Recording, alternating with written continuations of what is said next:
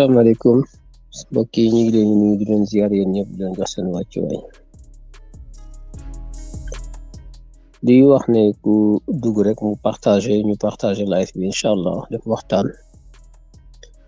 daanaka wax jaratu ko parce que li ñu doon wax yëpp wax nañ ko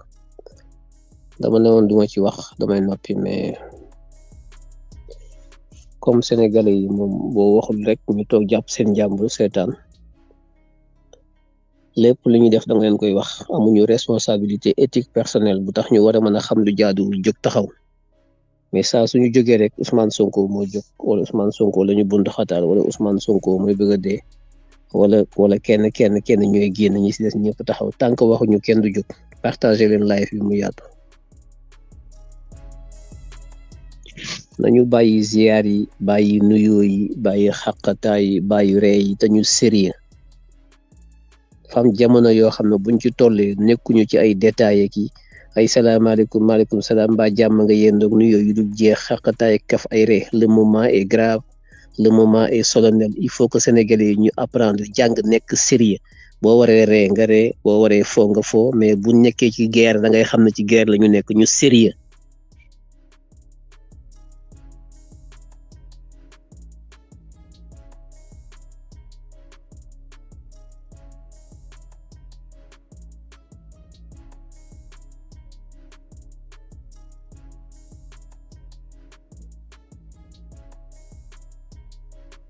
ñu partagé ko mu yaatu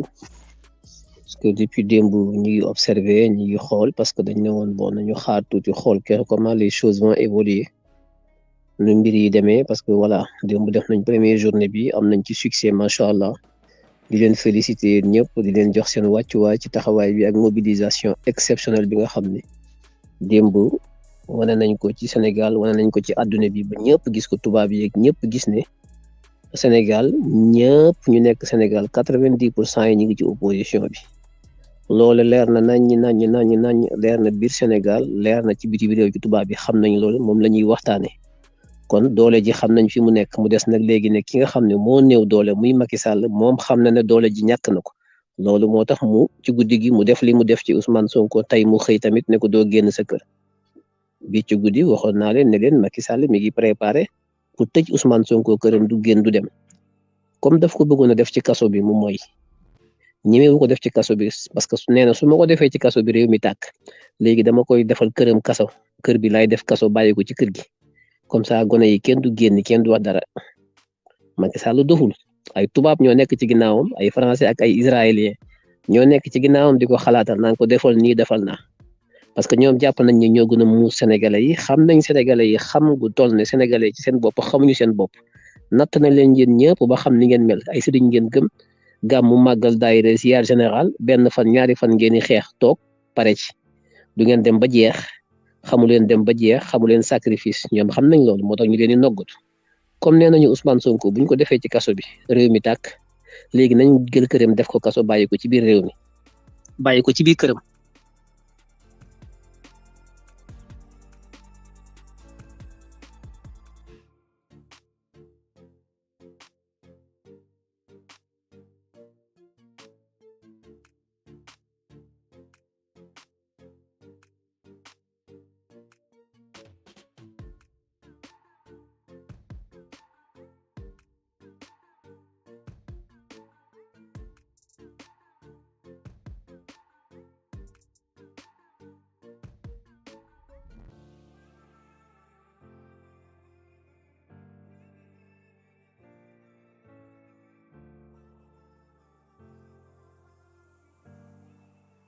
comme tubaab yi ñoom nee nañ ñoo leen gën a xam seen bopp te wax nañ dëgg juumuñu nee nañ sénégalais yi ñoom dañuy yuux rek waaye duñu xeex bu ñu xeexee benn fan lañuy xeex ñaar toog waaw seen sëriñ si ñoo mën ci ñoom dara kon nañu naxanteeg seen sëriñ si fexe ba ñu ànd ak ñun dañ leen a natt ba étudier leen ba am fuñ leen dugal loolu da ngeen koy bañ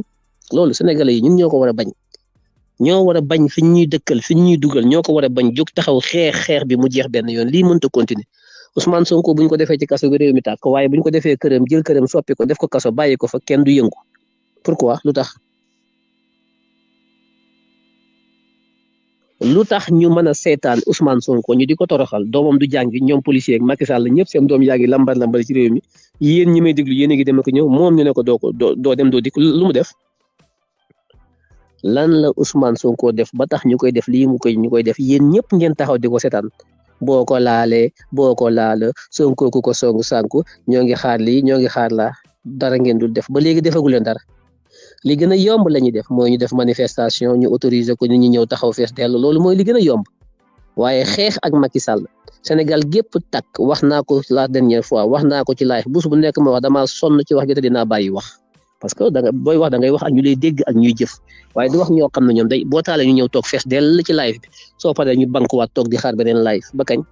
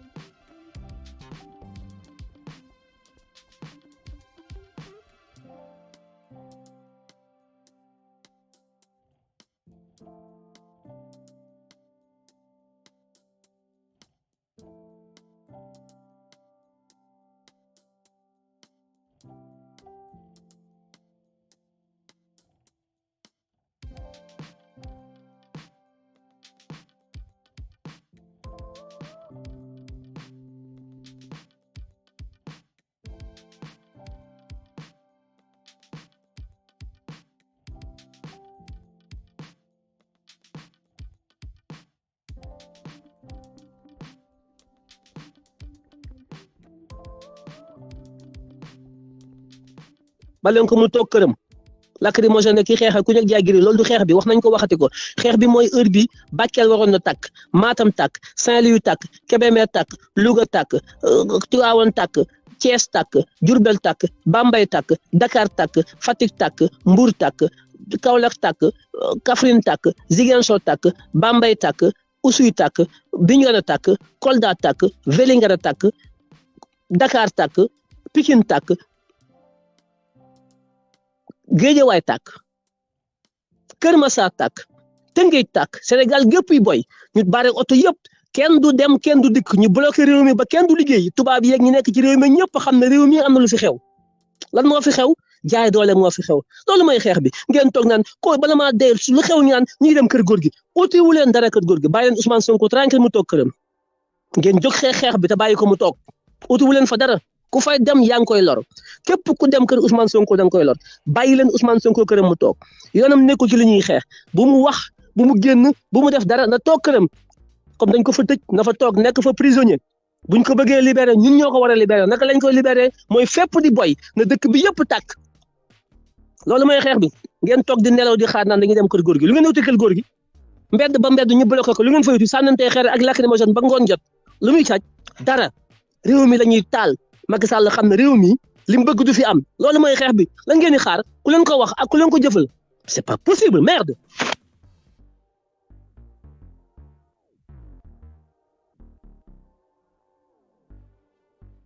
heure bi may wax waroon na fekk Dakar ñu bloqué ko kenn du dem kenn du dikk oto yëpp di klaxonné kenn du liggéey station yi di boy boutique yi takk port bi di takk aéroport benn avion du wàcc benn avion du yéeg autoroute bi ñu tëj ko kenn du dugg kenn du génn Sénégal gépp di boy ngeen taxaw naan ñoo ngi dem kër góor gi lu ngeen fi kër góor gi ku leen fa yebal bàyyi leen Ousmane Sonko mu toog këram tranquillement te ngeen jóg xeex bi bu fekkee ay góoru yàlla ngeen bu fekkee ay patriote ngeen bu fekkee li ngeen wax dëgg la ci yéen ngeen dëggal seen bopp.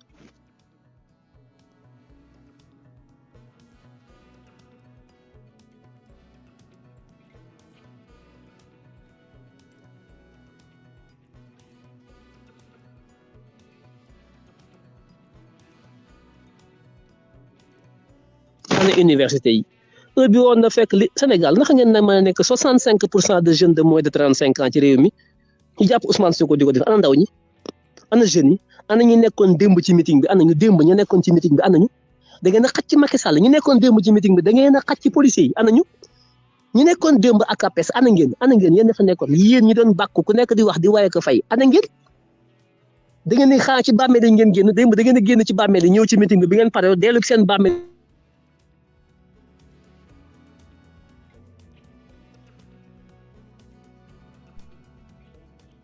ana ñi nekkoon démb ci meeting bi laay wax ak APES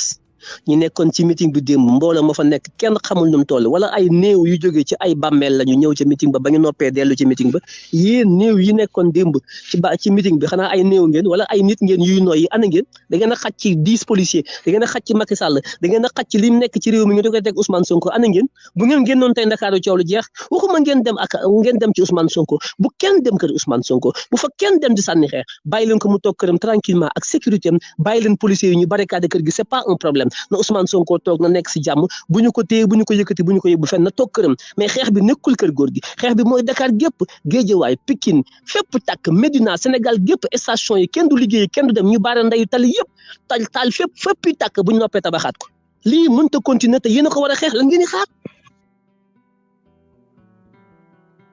Sénégal gépp a war a tàkk Sénégal gépp a war a tàkk oto yi kenn du daw kenn du ñëw oto bu ci ngeen toj station yi ngeen taal toj fépp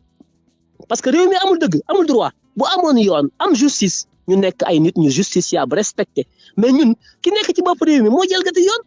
kon na ñëpp jalgati yoon na ñëpp jógandoo ñu réew mi ñu taal ko benn yoon ñëpp ñàkk wala ñëpp am ñuy dund dee ki nekk ci bopp réew mi war a sàmm réew mi war a tegu ci yoon xëy toog ndekki ba xolam sedd ak njabootam ak doomam mu yónnee woo téléphone Antoine Diome ku ñuy wax Ousmane Sonko njabootam bu ñu génn këram bu doomam mi jàng bu kenn sama yónnee ko fi koñ bi tëj ko mais mu mel ne ku moom Sénégal Macky Sall kenn du wax sëriñ fekk ñëpp na patt taalibe yi na mbokk kenn ku nekk toog te yéen a ngi dem ak ñëw benn nit bu bëgg a defar réew mi ñëpp naan moom la ñu àndal te bu ñu koy lor kenn du jóg ngeen na ay góor ngeen du ngeen ay c'est pas vrai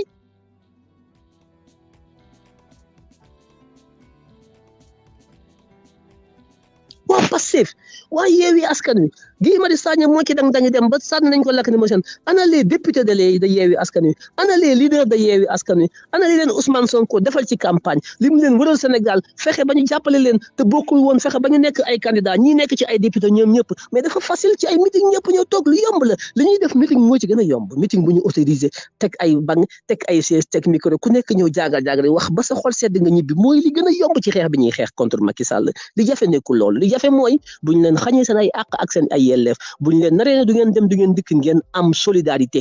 yéen ñëpp ngeen génn taxaw wax xam ne wan Ousmane Sonko ne ko on est solidaire parce que yéen ñëpp ku ci am problème Ousmane Sonko taxaw Barthélémy Dias ak Khalifa Sall kenn ku ci nekk li leen Ousmane Sonko ji du li yéen a ngi toog seen kër yi na pat am na ci ñoo xam ne sax loolu la ñu bëgg Ousmane Sonko ñu fagaagal ko ngir ñu mën a taxaw ci biir Yewwi Askan Wi fépp c'est pas normal.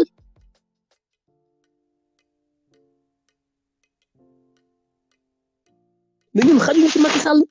xajuñu ci mbooloo Macky Sall xajuñu ci Sénégal laa la wax parce que ñun ñooy Sénégal ñun ñi ànd ak Ousmane Sonko ñun ñi nekk ci opposition bi ñun waa Yewwi Askan Wi dañoo gëmul suñu bopp suñu dëggalee suñu bopp génn ci réew mi ñeenti fan Macky Sall takk ay bagage am abal ñu billahi mais dañoo naafeq xeexuñu bàyyiwuñu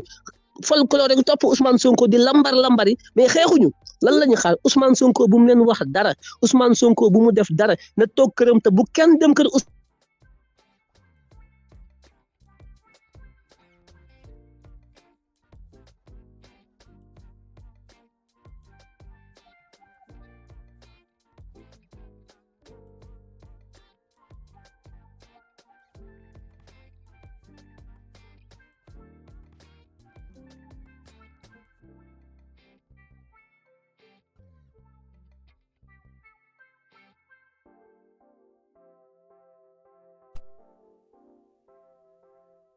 démb ngeen def meeting boo xam ne ñëpp ñëw nañu meeting boo xam ne ñëpp a ko fekk meeting boo xam ne la fa nekkoon ci mbooloo kenn xamul nu mu toll journaux yëpp xëy bind ki tey une démonstration une marée humaine waaw ana marée humaine boobu dafa xaj ci palais bi marée humaine boobu dafa xaj ci ay fukki policiers ki ay blindé marée humaine boobu fu ñu taxaw ne jiix juux àndandoo loxoog loxo mbagg ak mbagg ñu puus fu ñu puus ñëpp xajal leen ana ngeen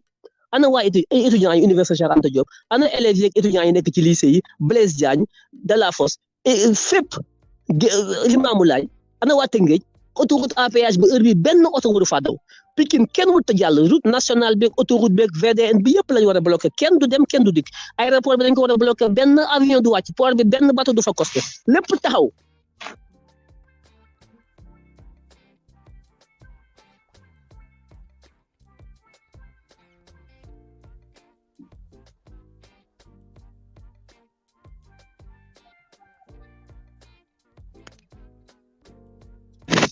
lépp dañ leen ko war a wax li ngeen war a def yëpp il faut ñu wax leen ko ku leen ne du ngeen ay nit ngeen mer ku leen ne ay làppato ngeen mer mais jarul mer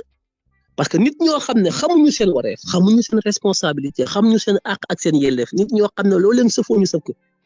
naka ngeen mën a maye Macky Sall muy mais lii defoon na ko defaat ko mi ngi koy def boobu ba léegi bés bu nekk ngeen taxaw kenn ku nekk fëgg sa dënn wax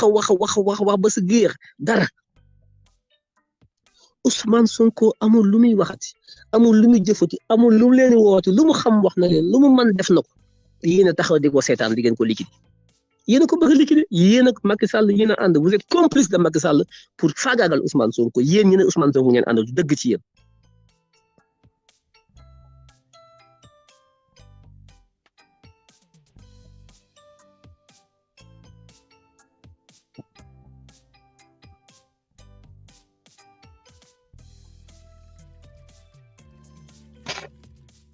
yéen a ngi manifester tey lan ngeen di manifester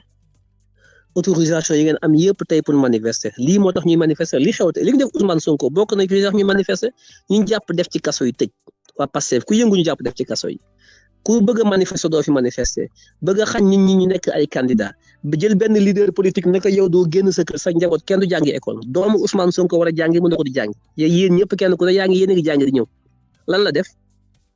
lan la Ousmane Sonko def ba mënut a yóbbu doomu mu jàngi doomu Ousmane Sonko lan la def bañ koy xaj mu jàngi dama leen koy laaj da ngeen cee ànd kay parce que loolu moo tax ngeen ne toog kenn ku ne yaa ngi toog kenn ku ne sa bopp kenn ku ne sama bopp Ousmane Sonko rek mooy xeex pour askan wi yéen ñëpp seen bopp ngeen fi nekkal amul kenn kuy xeex pour Sénégal amul kenn ku Sénégal jaral dara Ousmane Sonko la gis Sénégal jaral mu sacrifier boppam sacrifier njabootam sacrifier ay doomam sacrifier ñëpp pour Sénégal waaye nag defal na ko ñoo xam ne jëruñu ko defal ndax ñoom ñi mu koy defal Ousmane Sonko ñoom seen bopp dong la ñu xalaat ak seen i mbokk ak seen i sëriñ Sénégal jaral lu leen dara ndax parce que wane nañ ko.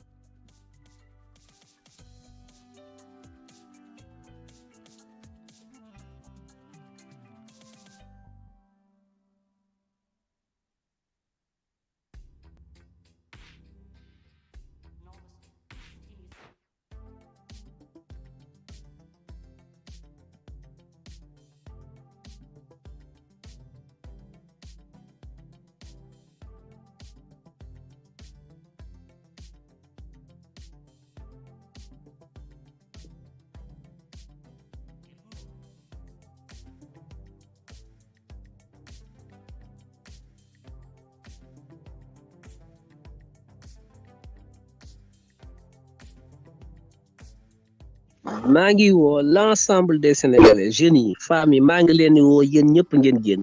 waxuma kër góor gi bu fa kenn dem gox-goxaat yi nekk ci biir Sénégal gépp lay wax 47 départements yëpp commune par commune département par département nag 47 départements yëpp génn ñu bloqué réew mi une bonne fois pour toutes Macky Sall wàcc parce que 2024 warul fekk Macky Sall ci bopp réew mi élection yi Macky Sall waru ko organiser na armée bi jël réew mi. Organiser ay élections yu transparente ku gagné élections yi Macky Sall mënu koo gagné bu ko mënu koo organiser bu ko organiser kenn du ko gagné da koy saboté réew mi dañuy war a jóg xeex ak Macky Sall mu wàcc mandat bi warut a àgg dafa war a wàcc par force ñu takk ko bam ne code juge ko atte que de haute trahison Macky Sall est un lâche un traître il faut que loolu pour mu am ñu xeex bi mooy tax armée bi mën a jóg jël réew mi ci Macky Sall organiser ay élections yu leer yu transparente ku gagné ñu xam ne yaa gagné lii mënta continuer jóg leen ñu xeex.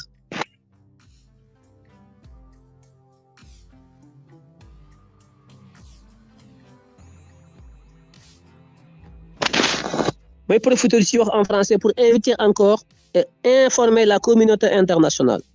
Ce qui se passe encore une fois au Sénégal est inédit et sans précédent. Le leader de l'opposition en chef, parce que c'est de cela qu'il s'agit effectivement, il a été troisième lors des élections présidentielles de 2019. Le second a rejoint donc le premier qui est Macky Sall, frauduleusement. Il reste maintenant que Ousmane Sonko reste le principal opposant au Sénégal contre Macky Sall. Hier, un grand meeting a été organisé par la coalition Yewwi Askan Wi à laquelle il fait partie. Une démonstration de force constatée au niveau national et à l'international a été à l'origine de ce qui lui arrive aujourd'hui, ce matin, même avant, quand la manifestation a pris fin hier. Il s'est mis en route pour rentrer chez lui tranquillement avec donc ses militants. En cours de route, la force de défense et de sécurité de Macky Sall, parce que ce n'est plus une force de défense et de sécurité de la République, parce que la République du Sénégal n'existe plus, l'État du Sénégal n'existe plus. C'est une propriété, une patrimonialisation de nos institutions qui sévit aujourd'hui. Nos institutions sévissent au bon vouloir de Macky Sall, en fonction du bon vouloir de Macky Sall. C'est donc les désirs de Macky Sall qui sont exécutés et non aujourd'hui la norme et la loi qui sont les garants de la démocratie et d'un état de droit. Nous ne sommes plus dans un état de droit, mais dans une dictature ostentatoire. Hier, après le meeting de succès, le président Ousmane Sonko se rendait chez lui, notamment, et son convoi a été attaqué par les policiers de Macky Sall. Je ne parle pas de la police nationale parce qu'il n'en existe plus. Il n'y a plus de police nationale, il n'y a plus de gendarmerie nationale. L'armée actuellement observe en attendant que le peuple réagisse. C'est la police et la gendarmerie de Macky Sall et non la police et la gendarmerie de la République du Sénégal qui n'existe plus, qui ont donc chargé le convoi d'Ousmane Sonko par des tirs donc de gaz lacrymogène, dispersant la foule qui était pacifique, qui donc accompagnait son leader vers chez lui tranquillement, sans heurts ni rien. Ousmane Sonko a été gazé par des tirs de gaz lacrymogène. La foule qui était avec dispersée. Nuitamment après cela, Macky Sall a ordonné de barricader la maison de Ousmane Sonko, de bout en bout, de façon à l'interdire de sortir de chez lui. Aujourd'hui, ce matin, il s'est levé pour amener son fils à l'école. Il lui a été donc intimé l'ordre de retourner chez lui, qu'il ne pouvait pas sortir donc de son domicile. Il leur a dit que je dois amener mon fils à l'école, même si vous m'empêchez de sortir illégalement, parce qu'aucune décision de justice n'a été prise pour m'empêcher de circuler librement, ce qui est une garantie constitutionnelle. Macky Sall s'en fout de la Constitution, il s'en fout des lois et des normes de ce pays. Il fait ce qu'il veut. Il se lève un bon jour, il interdit à qui il veut de circuler, d'aller et de venir. Il met en prison qui il veut, parce qu'il a une police et une gendarmerie soumises à ses ordres. Ce matin, Ousmane Sonko ne pouvait pas donc circuler, mais son fils qui devait aller à l'école ne pouvait pas se rendre à l'école. Donc le fils de Ousmane Sonko est privé donc aujourd'hui en tant que jeune d'aller à l'école. Nous sommes au Sénégal sous Macky Sall. Les ambassades accréditées à Dakar, l'ambassade de France, l'ambassade des États-Unis, le représentant résident de l'Union européenne, le représentant des Nations Unies à Dakar, l'ensemble des corps diplomatiques, les ONG, les organisations de la société civile, la presse, les médias, tout le monde a vu ce qui s'est passé. Et ce n'est pas la première fois, c'est la deuxième fois que cela arrive à Ousmane Sonko. La dernière fois, il devait sortir pour aller à la prière du vendredi. En tant que musulman, on lui a dit que vous ne pouviez pas sortir de chez vous. On a laissé passer. Aujourd'hui, ça se répète, il ne peut pas encore sortir. Alors que tous ces actes n'obéissent à aucun ordre légal et de justice. Rien. C'est une volonté manifeste du prince Macky Sall qui ordonne la police et la gendarmerie de façon illégale à donc agir sans la loi. Et comme nous sommes dans un pays hors la loi, j'appelle l'ensemble du peuple sénégalais à agir, à user de tout ce qui est à leur possession pour empêcher Macky Sall de réussir sa dictature. J'appelle l'ensemble et la communauté sénégalaise à sortir massivement dans la rue, à bloquer le pays par tous les moyens, à empêcher l'économie de circuler, à tout bloquer de façon à ce que Macky Sall revienne à la normalité qui est le respect du droit. Sans droit, sans loi, si Macky Sall peut se permettre d'agir hors la loi, tout le peuple sénégalais doit aujourd'hui agir hors la loi parce que c'est le chef suprême des armées, le chef suprême aujourd'hui de l'État qui était censé garantir la normalité, qui est le respect de la Constitution et les lois qui en découlent. Si lui-même Macky Sall aujourd'hui foule au pied l'ensemble des normes qui garantissent notre commun vouloir de vivre ensemble, eh bien que chacun fasse ce qu'il veut et ce qu'il peut pour faire régner la justice et la démocratie, que le pays brûle, que tout le monde aujourd'hui utilise les mêmes méthodes que Macky Sall, c'est-à-dire agir sans la loi, faire du je m'en foutisme. J'invite l'ensemble de la communauté sénégalaise, de l'intérieur comme de la diaspora, à faire comme Macky Sall, c'est-à-dire agir hors la loi, parce que c'est lui qui nous y invite. Si la communauté internationale est complice de ce qui se fait, au rang desquels se trouve la France, les États-Unis, l'Union européenne aujourd'hui, les Nations Unies aujourd'hui laissent faire ce qui se passe au Sénégal, il ne faut pas demain qu'ils viennent nous faire des leçons de morale, parce que ça ne passera pas. Ils ont agi ainsi au Mali et ils ont vu ce que cela a coûté. Ils ont agi ainsi en Guinée, ils ont vu ce que cela leur a coûté. Ils ont agi ainsi au Burkina Faso, ils ont vu ce que cela leur a coûté. Ça risque de leur coûter encore beaucoup plus cher au Sénégal parce qu'ils sont en train de laisser un tyran, un hors-la-loi agir comme bon lui semble sans pour autant qu'on lui remonte les bretelles. Trop, c'est trop. Et je m'adresse à la communauté internationale. Nous assumons nos responsabilités, nous assumons ce que nous disons. Parce que nous sommes profondément attachés aux valeurs démocratiques. C'est notre modèle de société que nous voulons sauver. Nous sommes attachés aux normes, nous sommes attachés à la loi, au respect et au respect des normes, nous sommes attachés à l'état de droit. Oui, c'est ça qui nous fait jaillir, c'est ça qui fait que nous nous battons contre Macky Sall qui, lui, s'en fout éperdument de l'état de droit. C'est un dictateur en apprenti qui, aujourd'hui, veut imposer sa volonté parce qu'il a fait 2 mandats, il en a fini et il veut tout faire pour rester encore au pouvoir, ce qui est illégal et ce qui ne sera pas acceptable par le peuple sénégalais. S'il verse maintenant dans l'illégalité par des prises de décision qui n'ont rien à voir avec les normes aujourd'hui établies qui garantissent notre commun vouloir de vivre ensemble, notre société sénégalaise, notre démocratie, si Macky Sall lui-même, premier chef, qui se permet d'agir sans respect de la loi, il nous invite implicitement, il nous invite aujourd'hui, chaque Sénégalais est invité aujourd'hui à agir en dehors de la loi et de l'assumer pleinement, parce que c'est Macky Sall lui-même qui a ouvert la brèche. Voilà ce que je voulais dire à l'endroit de la communauté internationale. Tous les Sénégalais aujourd'hui sont invités à agir comme Macky Sall, c'est-à-dire agir sans la loi. Parce que c'est comme ça que ce pays aujourd'hui est sous Macky Sall et c'est lui aujourd'hui qui va mettre le Sénégal en chaos. Il va créer les conditions d'une guerre civile, eh bien il sera servi désormais. Parce qu'on a beau éviter, on a beau faire pour que ce pays ne tombe pas dans un chaos généralisé, eh bien Macky Sall fait tout tous les jours pour mettre le Sénégal à feu et à sang parce qu'il a fini ses 2 mandats et il n'a pas envie de quitter le pouvoir en paix. Il veut aujourd'hui que le Sénégal brûle derrière lui. Voilà ce que j'avais à dire à l'endroit de la communauté nationale. Qu'elle ne dise pas qu'elle n'était pas au courant. Je voudrais bien que vous coupiez cette partie-là, que vous la partagez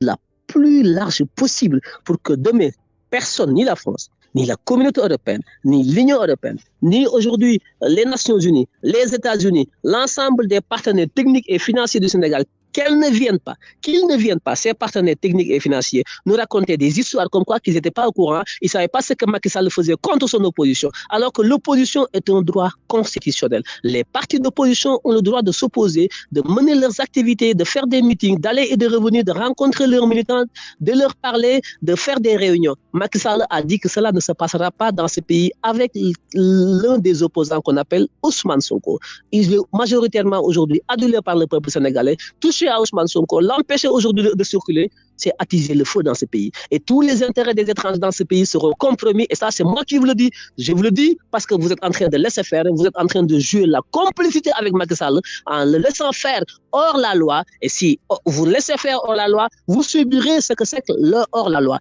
Tout le peuple va se lever pour agir de la sorte et chacun maintenant va se démerder comme il peut. Sans oublier, avant de finir, que Macky Sall a recruté des nervis et des mercenaires. Il a fait inviter des mercenaires israéliens qui sont en train de former 11 officiers, 11 tireurs d'élite pour assassiner de l'opposant, assassiner des opposants aujourd'hui. Ils sont dans la police et dans la gendarmerie. Ils règnent en maître, ces Israéliens. Ils ont oublié ce qui s'est passé en 42, 43, 44, lors de la Seconde Guerre mondiale, avec le nazisme et le fascisme. Ils ont oublié l'Holocauste. Ils ont oublié aujourd'hui tout ce qui s'est passé à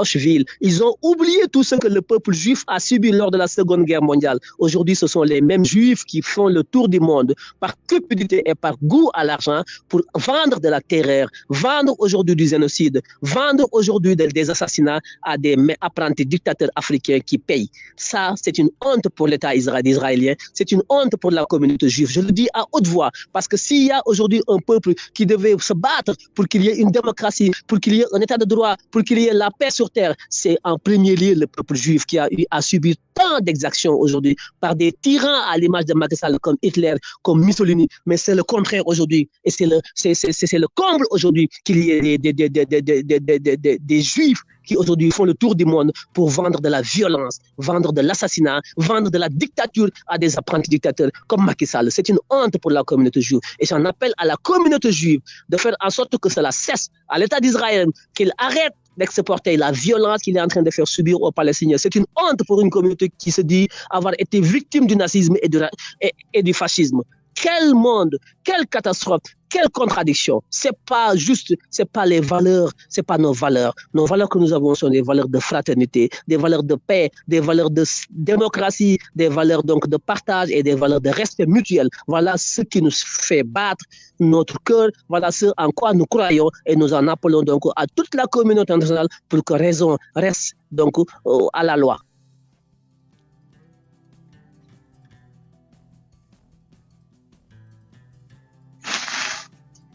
kon lii laa amoon lu may wax jëmale ko ci tubaab bi ak nasaraan yi waaye ñoom du ñooy faj suñu soxla li ñu bëgg ci réew mi tubaab bi du ko régler français bi du ko régler juif bi du ko régler américain bi du ko régler yow làppato bi may déglu yaa ko jóg régler ko yaay xeex ndax français bi moom boobu nga fee dafa xeex américain bi dafa xeex juif bi dafa xeex kenn ku nekk xeex yow nga ne doo xeex sëriñ bi ngay xaar sëñ bee koy régler sëñ bi anamu noppi na ma nga toog jàpp njaamu dem yow taalibe bi yow làppato bi yow sénégalais bi yow looy xaar li ñuy dal ci réew mi ñoo koy xeexal suñu bopp na réew mi boy na ñëpp jóg parce que Macky Sall moo njëkk a taal réew mi lu ko neex lay def na ku nekk def li ko neex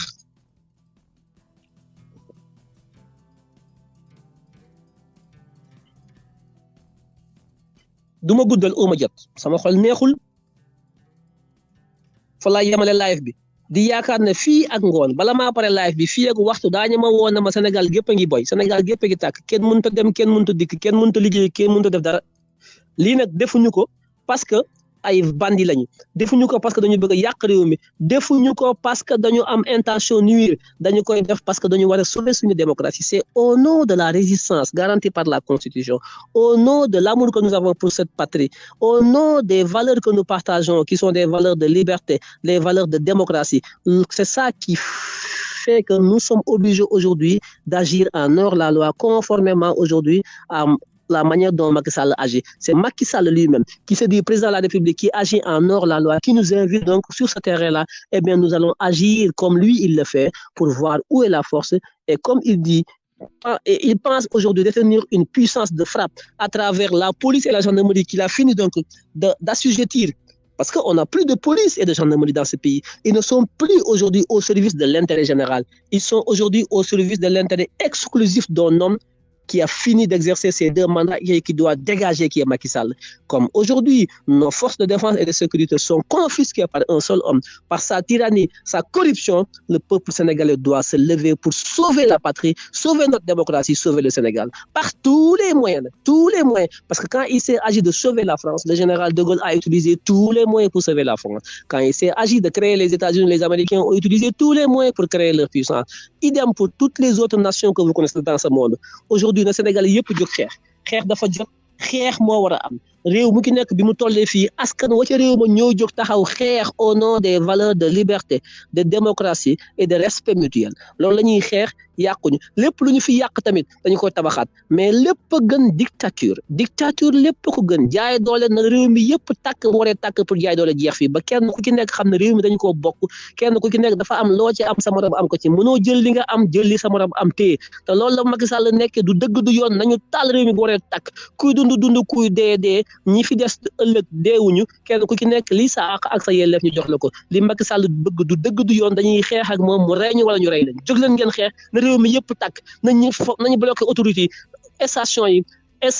magasin yi commerce yi port bi aéroport bi na rajo bi télévision yi bu dara dem bu kenn dikk Sénégal gépp lay wax te bu kenn dem kër Ousmane Sonko di fa sànnante ay xeer ak ay lacrymogène loolu du xeex bi loolu Ousmane Sonko ngeen sonal loolu gagné wuñu ko def ngeen ko ba tey amul njëriñ bàyyi leen dàqante beeg sànni ko lacrymogène bi tasaare leen xeex bi ngeen def ko mu nekk benn xeex métastasé benn xeex boo xam ne sporadique benn intifada lay nekk ngeen def ko ci gox ko xaat yëpp nga xam ne day féppay boyandoo féppay tàkkandoo ñoom mënuñoo nekk fépp gis ngeen leen ñu jóge ci biir dëkk bi ci biir réew mi di dugg si Dakar waaw ñoom bu ñëwee biir Dakar di arrêté Dakar ngeen dem taal bitim réew mi dem leen ci bitim réew ci région yi ngeen fexe ba lépp boy comme ñoom ñi ngi Dakar ngeen dem ci région yi bu ñu ñëwee ci région yi ngeen dikk Dakar xeex day am stratégie am xel mais bàyyi leen bu ñu waxee ñu naan ñoo ngi dem kër góor gi utiwu leen fa dara neexut a xeexee kenn mënu faa dem sànnente ay xeer ak ay lacrymogène amul njëriñ du xeex arrêtez ça.